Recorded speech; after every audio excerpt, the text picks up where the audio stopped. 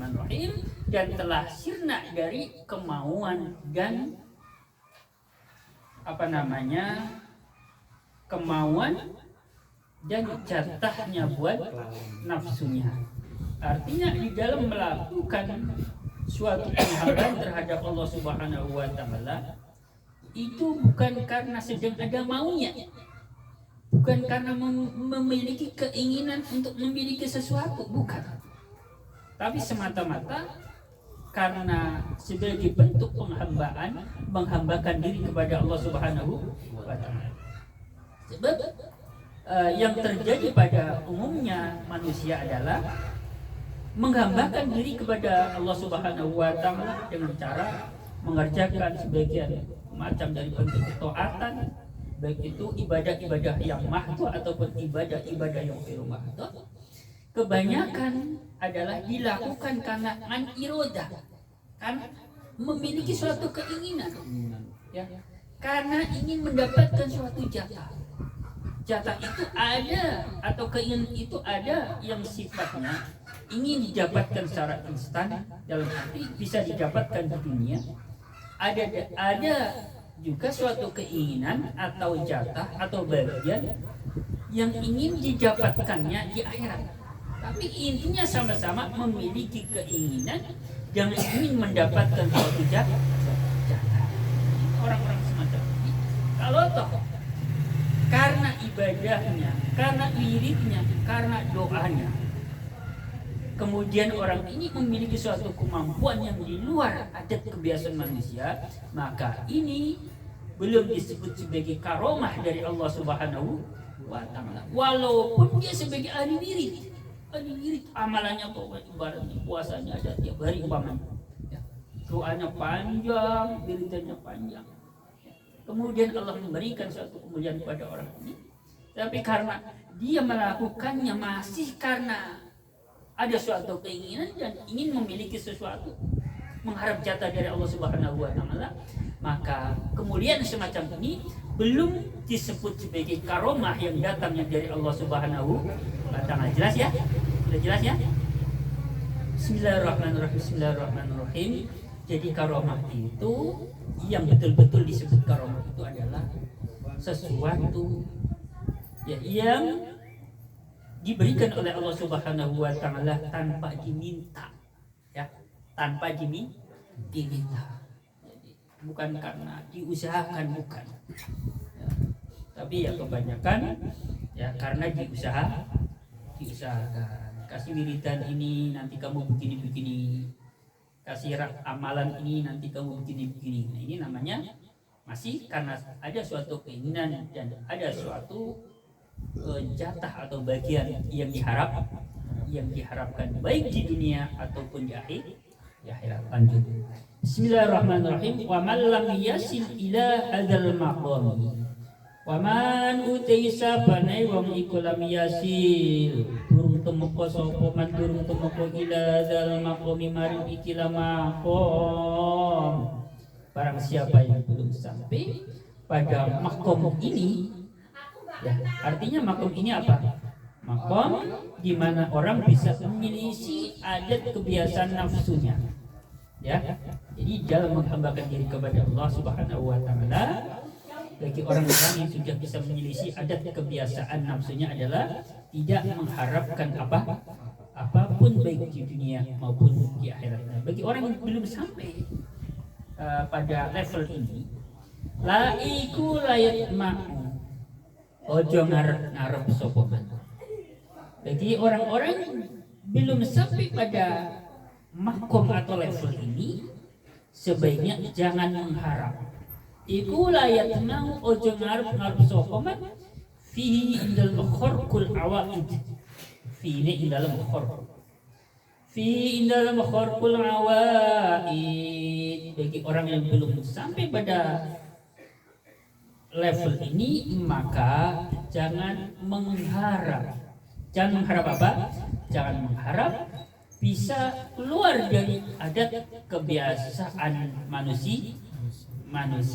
Artinya jangan berharap kepengin jadi orang yang luar biasa. Jangan.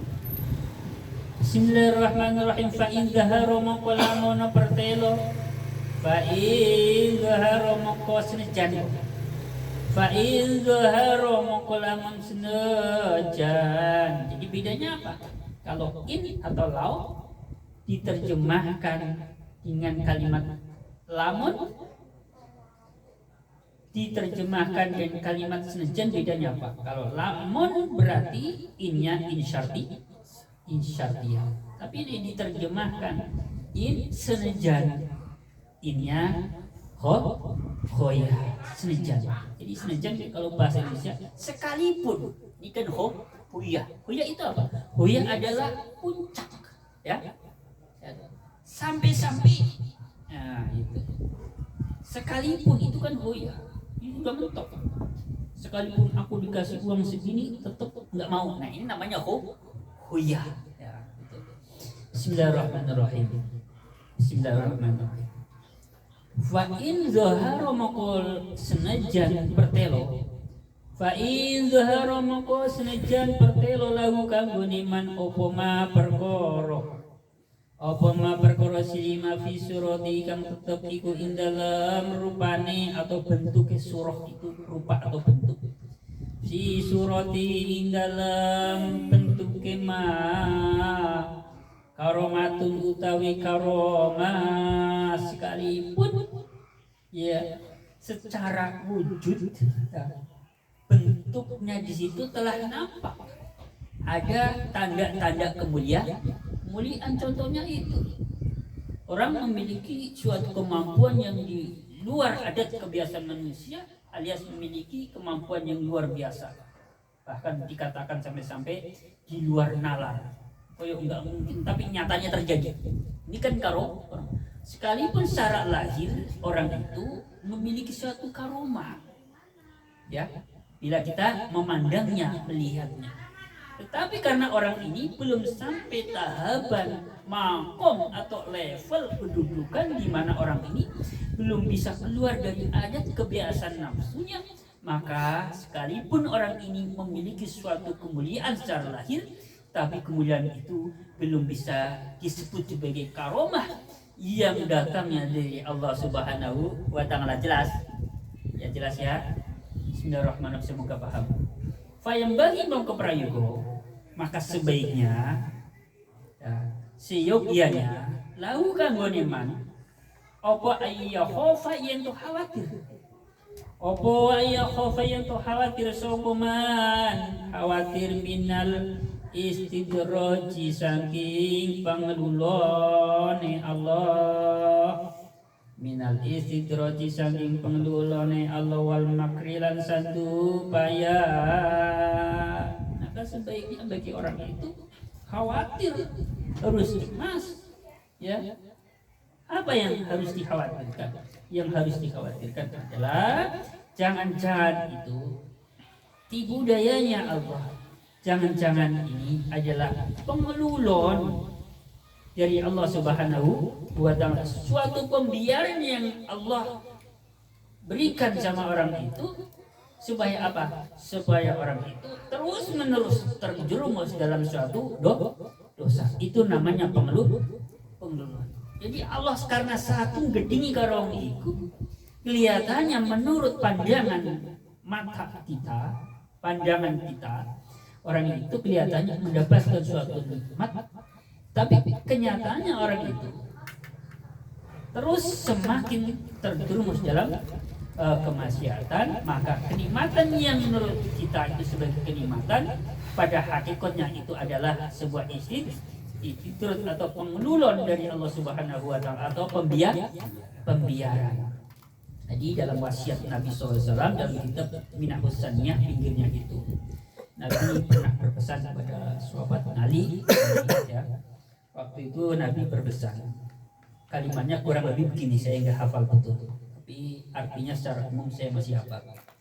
Wahai Ali, apabila Allah murka pada seseorang, maka Allah akan memberikan orang itu rezeki dengan jalan yang tidak diridhoi, dengan jalan yang haram. Jadi satu, ketika seseorang dimurkai oleh Allah, maka yang pertama-tama Allah berikan pada orang itu adalah diberikan rezeki lewat jalur atau jalan yang tidak Allah ridho, berupa jalan-jalan yang haram. Ini kalau baru sekedar murka, baru sekedar Allah murka. Lanjutannya dalam wasiat ini, hadis ini. Dan bila Allah sudah betul-betul murka pada orang itu, artinya murkanya itu sudah dalam puncaknya, jengkel bangetlah bahasa manusia, maka Allah akan memberikan orang itu, diberikan atau dibiarkan orang itu berteman bersekongkol dengan setan, yang mana setan itu akan membantu usaha dia. Ini. Jadi nanti yang akan membantu usaha dia adalah setan. Oleh karena yang membantu usaha dia adalah setan, maka ide-idenya segala usahanya ini ide-ide setan. Kebayang nggak kalau suatu ide untuk sebuah usaha, buka usaha, ide-ide yang digagas, yang dirumukan oleh setan, kira-kira kebayang nggak? Kira-kira jalan yang halal apa haram? Pasti jalan yang haram, pasti jalan yang tidak diridhoi. Kemudian setelah itu orang ini akan sering sekali mengucapkan, Allah Maha Pemurah ini, Allah Maha Pengampun ini, dan orang ini lebih cenderung menyepelekan urusan-urusan agama. Gusti Allah Maha Pengampun ini, nggak apa-apa lah. Gusti Allah Maha Pemurah ini, nggak apa-apa lah. Nanti juga diampuni. Nah, ini tanda-tandanya orang sudah sangat-sangat dimurkai oleh Allah Subhanahu wa Ta'ala. Jelas ya? Lanjut. Bismillahirrahmanirrahim. Bismillahirrahmanirrahim. Ha apa jim? Bismillahirrahmanirrahim. Jim benar? Iya. Ayo yuhibbu. Bismillahirrahmanirrahim. Wala yuhibbu lan ora kena demen sapa man. Jangan dulu senang. Wala yuhibbu lan ora kena demen sapa man. Zalika mengkono ma fi surati karomah. Banyak ma fi surati karomah.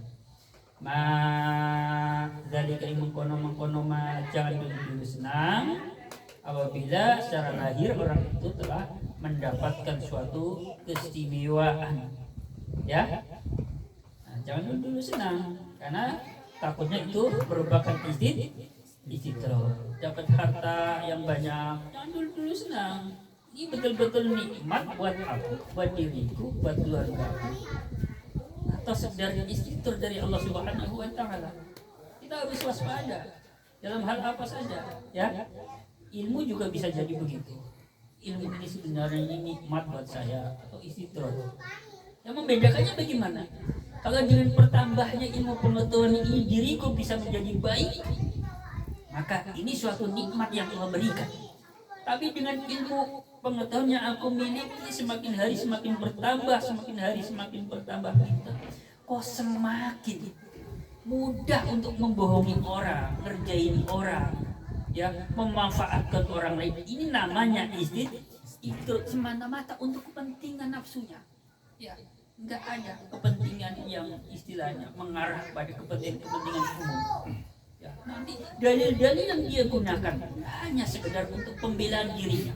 Apapun dalil yang dia keluarkan, sekalipun itu ayat, sekalipun itu hadis, bagi orang-orang yang diistidroj dengan ilmu pengetahuan, maka ilmunya hanya untuk memikirkan kepentingan pribadi. Yakin. Jadi makanya ada istilah, ilmu dipegang oleh orang baik, orang itu akan menjadi baik dan akan digunakan untuk kebaikan.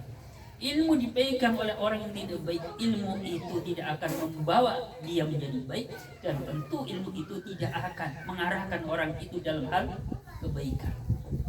Tidak cuma harta saja yang disalahgunakan, ya. Jadi jangan pemimpinnya saja, aparatnya saja yang disalahkan, ya, yang berpotensi melakukan korupsi, ya. Orang alim pun bisa terpeleset, bisa menyalahgunakan apa yang Allah berikan berupa ilmu pengetahuan, ya. Makanya dulu kiai yang ditanyakan, dalam anggota tubuh kita kan semuanya berpotensi kena penyakit. Podo-podo penyakit kulit. Nek manggone nang sirah jenenge apa? Hah? Ada kalanya borok nih semacam udun apa nih sih? Conon. Inang bokong budu. Inang mata tim. Padahal jenis penyakit yang sama. Ya. Begitu juga tadi penyakit kalau yang nempelnya kepada orang alim bisa jadi ini suatu penyakit hati. Nanti nempelnya ke lain bisa jadi itu apa-apa kayak gitu. Tapi semuanya intinya berpotensi terkena penyakit. Jadi pengetahuan yang saya sampaikan ini bukan untuk menyudutkan seseorang, tetapi yang ingin saya sampaikan di sini adalah dalam rangka untuk introspeksi diri sendiri, ya, untuk ya membenahi, melihat keadaan diri kita. Jelas ya, paham ya? Walayat lubuhu lan ora kena muri sapa man hu ing dzalik. Walayat lubuhu lan ora kena muri sapa man hu ing dzalik. Yang pertama jangan dulu senang, yang keduanya enggak usah nyari-nyari kayak gitu. Ya. Apalah artinya kita mencari sebuah aromat, ingin memiliki kemampuan begitu, ya apalah artinya, capek-capek puasa, capek-capek wiridan panjang lebar yang tujuannya hanya sekedar main kondiarannya wong hebat. Bismillahirrahmanirrahim. Fa'in ahabbahu mongko lamun demen sapa man. Fa'in ahabbahu mongko lamun demen sapa man kok. Fa'in ahabbahu mongko lamun demen sapa man hu ing dzalik. Bismillahirrahmanirrahim. Fa'in ahabbahu mongko lamun demen sapa man hu ing dzalik aw talabahu utawa nyupri sapa man hu ing dzalik. Jabe syaratin. Jadi bedanya ya. Kalau in atau lau bimana khoyah itu enggak memiliki jawab, tapi in atau lau yang kedudukannya sebagai in syartiyah maka memiliki jawab. Tanda tanya kalau kalimat itu kedudukannya sebagai jawab adalah cara mengartikannya mongko. Jelas ya? Jadi kalau saya membaca mongko itu biasanya jadi syarat. Karena jabe syaratin karena mongko ono apa zalika. Karena mongko ono apa zalika mongkono ahabbahu aw talabahu. Senang atau mencarinya. Karena mongko ono apa zalika mongkono senang. Ing karomah utawa golek karomah. Ono iku dalilan khobarika karena jelas ya, ono ikut dalilan bukti dalil ngalabako ingata selang siman bang irodati sartane kekarepane siman wa huzudihi lan kebahagiaane siman wa adatihi lan kebiasaane siman. Maka barang siapa yang masih senang dengan datangnya suatu kemuliaan atau karomah atau kelebihan yang luar biasa atau sengaja mencari-carinya, maka itu cukup sebagai bukti bahwa dalam orang itu masih adanya suatu keinginan, masih adanya suatu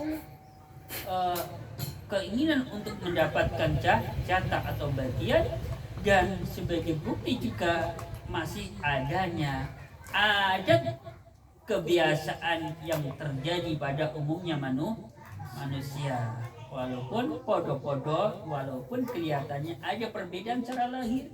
Orang itu kelihatannya getol, ibadahnya, wiridnya kelihatannya banyak, tapi nyatanya orang itu karena niatnya memang ada suatu keinginan ataupun ada suatu permintaan, maka judulnya sama-sama kayak wong di dia begitu. Fa kaifa mangko hale koyo opo? Fa kaifa mangko terus fa kaifa tukhraku mangko hale koyo opo tin sulayake. Fa kaifa tukhraku mangko hale koyo opo tin sulayake opo ngawa itu piro-piro adat. Tin sulayake liman kang bene wong. Sileman hadhi kang utawi ikilah Bismillahirrahmanirrahim. Hadi kamutawi ikilah sifat iku sifate wong. Iku sifate wong.